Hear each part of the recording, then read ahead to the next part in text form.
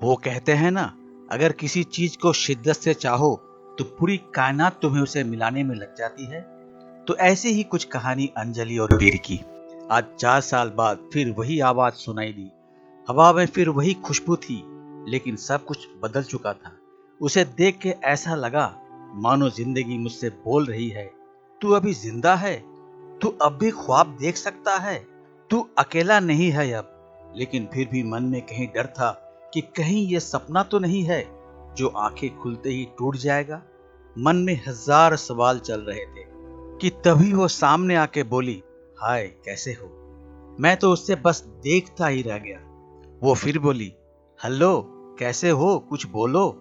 मैं हड़बड़ाहट में बोला, मैं ठीक ही हूं, तुम कैसी हो। वो बोली, ठीक हूं। तुम इस कंपनी में जॉब करते हो। मैंने कहा हाँ। उसके चेहरे पर हल्की सी मुस्कुराहट थी और बोली, मैं आज ही ज्वाइन हुई हूं, यह आज मेरा पहला दिन है जॉब का। यह सुनकर मानो मेरे अंदर कहीं खुशी की लहर चल पड़ी, लेकिन मैं उससे वो खुशी बांट नहीं सकता था। मैं आज 4 साल बाद उससे मिला था। वो मेरी पहली मोहब्बत थी। हम दोनों साथ में बहुत खुश थे, लेकिन फिर एक दिन आया जब वो मुझसे जुदा हो गई। आखिरकार गलती भी मेरी ही थी। असल में वो मुझे छोड़ के नहीं गई थी, मैं ही कुछ गलत कर दिया था उसके साथ। मैं ही बहक गया था किसी और के लिए। और लेकिन वो कहते हैं ना, प्यार अगर सच्चा हो तो बुरे से बुरा इंसान को बदल देता है। ऐसा ही कुछ हुआ मेरे साथ। मैं अंजलि को भूल के भी नहीं भूल पाया था, और फिर आज 4 साल बाद वो मेरे सामने है। क्या बोलूं उससे, मैं किस मुंह से बात करूं, कुछ नहीं समझ आ रहा था। वो मेरे ही ऑफिस में अभी नई नई ज्वाइन हुई है और मैं उसका सीनियर हूं। हम रोज ऑफिस आते हैं, काम करते हैं और घर जाते हैं।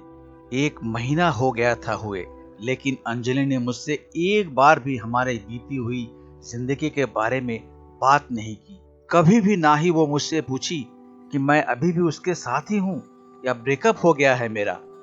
एक दिन जब शाम ऑफिस से निकलने का टाइम हुआ तो बहुत बारिश हो रही थी और मेरे पास छाता नहीं था कि बस स्टैंड तक भी मैं जा सकूं।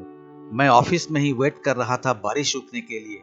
तभी अंजलि ऑफिस से निकल रही थी और मुझे बैठा देखकर पूछी, तुम्हें घर नहीं जाना। तो मैंने कहा, घर तो जाना है, लेकिन मैं आज छाता नहीं लाया और बाहर बहुत बारिश हो रही है, इसलिए वेट कर रहा हूं रुकने के लिए। वो बोली, ठीक है। फिर थोड़ा रुक के बोली, मेरे पास छाता है, चाहो तो मैं तुम्हें बस स्टैंड तक छोड़ सकती हूँ। मैंने बिना कोई सोच विचार किए हाँ कह दिया और जल्दी से सब सामान रख के उसके साथ ऑफिस से निकला। बारिश इतनी तेज थी कि हम दोनों भीग गए थे बस स्टैंड आते आते, और बारिश की वजह से बस भी काफी लेट थी। हम दोनों के बीच शांति थी, ना मैं कुछ बात कर पा रहा था, ना वो कुछ बोल रही थी। फिर मैंने ही हिम्मत जुटा के पूछा, क्या तुम्हारे शादी हो गई। वो हंस पड़ी और बोली, नहीं। ये सुनकर मेरे दिल को जो खुशी हुई मैं उसे बता भी नहीं सकता था। फिर कुछ देर बाद वो मुझसे पूछी, तुम्हारी हो गई। मैंने कहा नहीं। फिर थोड़ा रुककर मुस्कुराते हुए पूछी, प्रीति का क्या हुआ। मैं थोड़ा शांत हो गया और बोला, हम साथ नहीं हैं। वो कुछ नहीं बोली, बस चुपचाप खड़ी थी। फिर मैंने बहुत हिम्मत जुटा के कहा, अंजलि मुझे माफ कर देना, मैंने तुम्हारे साथ बहुत गलत किया था। वो चुप ही थी, कुछ नहीं बोली। मैं भी चुप खड़ा था। फिर थोड़ी देर बाद बस आ गई और हम दोनों बस में गए। अगले दिन जब मैंने ऑफिस में अंजलि को देखा तो मुझे उससे पूछना था, क्या सोचा उसने, मुझे माफ किया कि नहीं, कैसे बात करूं उससे।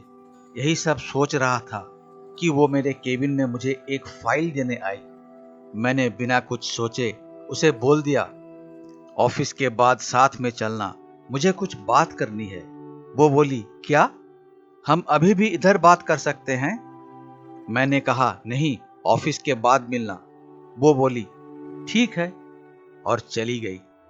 मैं बस इंतजार कर रहा था कि कब 6 बजेंगे कि मैं उससे बात कर पाऊंगा। टाइम जैसे थम ही गया था। 6 बज गया। सब एक एक करके निकल रहे थे ऑफिस से। फिर आखिर में मैं निकला तो साथ में अंजलि भी थी, वो रुकी थी मेरे लिए। आज फिर हम साथ चल के गए बस स्टैंड और रास्ते में मैंने उससे पूछा, कल का जवाब नहीं दिया तुमने? वो शांत ही थी। कुछ देर बाद फिर बोली, किस बात का जवाब? क्या जवाब दूं मैं? गए तुम थे छोड़ के, और अब मुझे फिर से वो सब कुछ नहीं चाहिए। तो कोई माफी सवाल जवाब की बात ही नहीं बनती। मैंने उससे बहुत मनाने की कोशिश की, लेकिन वो नहीं मानी। 5 महीने हो गए थे हमें एक ही ऑफिस में काम करते हुए, लेकिन हम दोनों ही अब एक दूसरे से बात नहीं करते थे। उस दिन के बाद मैंने बहुत बार कोशिश किया कि अंजलि को मैं मना लूं, उससे ये कह सकूं कि हाँ, मुझसे गलती हो गई थी, लेकिन मैं तुम्हारे बिना नहीं रह पा रहा हूं। तुम इस ऑफिस में ज्वाइन हुई उससे पहले से मैंने तुम्हें कांटेक्ट करने की कोशिश किया था, लेकिन नहीं हुआ।